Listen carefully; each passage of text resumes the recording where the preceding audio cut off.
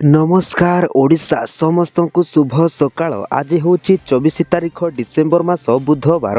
आज पाणीपाग अपडेट आसी जाइछे। तेबे राज्य में शीतर लहरी जारी रही।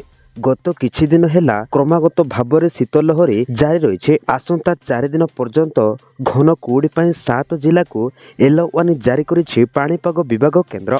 तेबे से जिलागुड़िक हेउछि सुंदरगढ़, झारसुगुड़ा, केन्दुझर, संबलपुर और सोनपुर रे घन कुहुड़ी हेबार संभावना रही।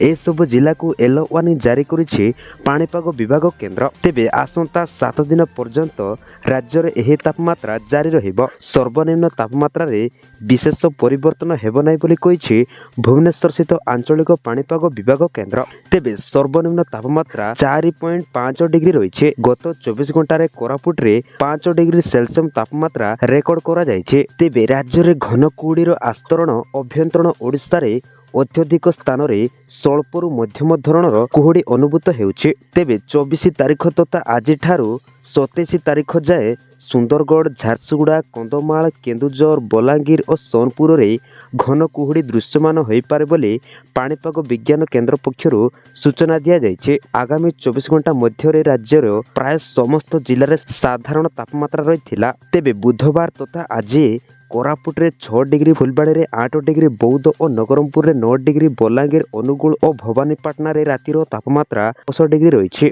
सेहीपरि जी उदयगिरी रे तापमात्रा 6.8 डिग्री, दारिंगबाड़ी रे 7 डिग्री, सेमलीगुड़ा और फुलबाणी रे 8 डिग्री, नवरंगपुर रे 8.5 डिग्री, बौद्ध रे 9.2 डिग्री, पिपलिमा और राउरकेला रे 9.9 डिग्री तापमात्रा रेकर्ड होइछे। एतिसह भुवनेश्वर रे 13.6 डिग्री और कटक रे 12.6 डिग्री तापमात्रा रेकर्ड करा जाइछे। तेबे कोरापुट रे पारदा सबुठारु कम तापमात्रा रहिछे।